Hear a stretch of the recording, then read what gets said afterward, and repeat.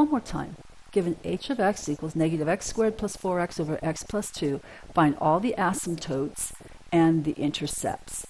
First, we'll look for the horizontal asymptote. Compare the degree of the top, which is 2, to the degree of the bottom, which is 1. And we have degree of top greater than degree of the bottom. And that means, according to our notes, there is no horizontal asymptote. No horizontal asymptote. However, there may be something called an oblique asymptote. Oblique, that's like a slant asymptote. Now, to find out what that one, if we have one or not, this is to check if we have an oblique. Is the degree of the top equal to the degree of the bottom plus 1? If it is, then yes, we have an oblique. Well, let's see. Degree of the top is 2. Is that equal to the degree of the bottom, which is 1 plus 1? Yes, it is. That means we do have our oblique asymptote, and we find it by dividing the numerator by the denominator and considering the quotient, except don't consider the remainder. So here we are doing long division and calculating what we get when we divide the top by the bottom, and everything's going fine here. Subtract. And now we have a remainder. We have a remainder of negative 12, which we would normally bring up to the top and write as minus 12 over the divisor, x minus 2. But you see, we're only interested in everything but the remainder. So this negative x plus 6 is the equation. Y equals negative x plus 6 is the equation of our slant asymptote, our oblique asymptote. Now, you know that is going to be very easy when we graph it. Okay, vertical asymptote. Well, there is where we take the denominator and set it equal to 0. Remember, it's the 0 of the denominator. And we get x equals negative 2 for the vertical asymptote. So we'll graph that line in just a moment. Let's see. Let's find the x-intercept. We do that by letting y equals 0 in the given equation. 0 equals negative x squared plus 4x over x plus 2.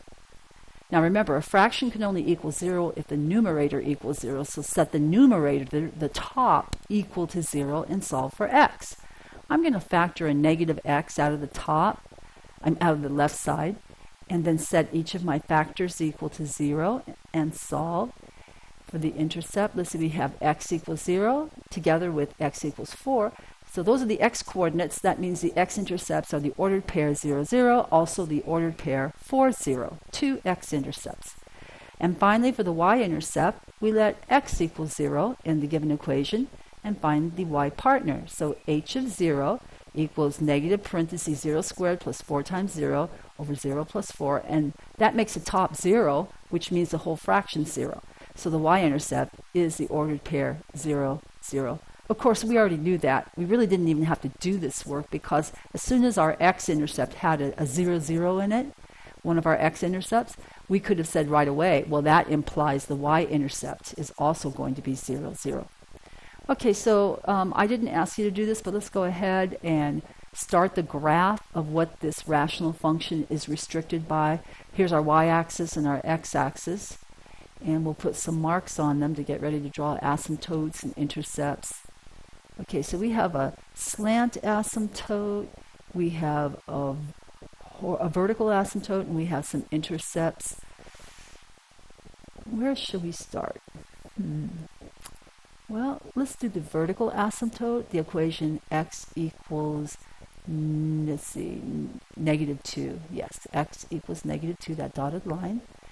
And then, let's see, next we'll work on our slant asymptote. It's of the form y equals mx plus b. In this case, m is the negative 1 that's multiplying the x, so it's 1 over negative 1, or negative 1. And then the y-intercept is 0, 6. So let's graph the point 0, 6, use a slope like a road map. We'll move 1 unit up, 1 unit down. We'll put the negative on top. 1 unit down, 1 unit to the right. Connect those 2 points together to form our straight line. That's our slant asymptote. It has the formula or the equation y equals negative x plus 6.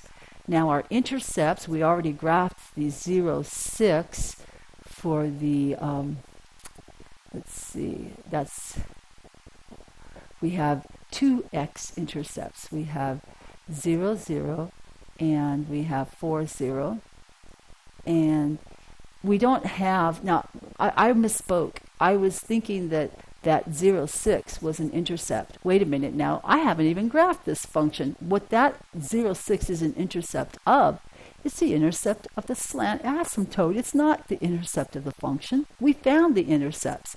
They are for the x-intercept 0, 0, and 4, 0, and for the y-intercept 0, 0. And we graphed all of those points on the graph.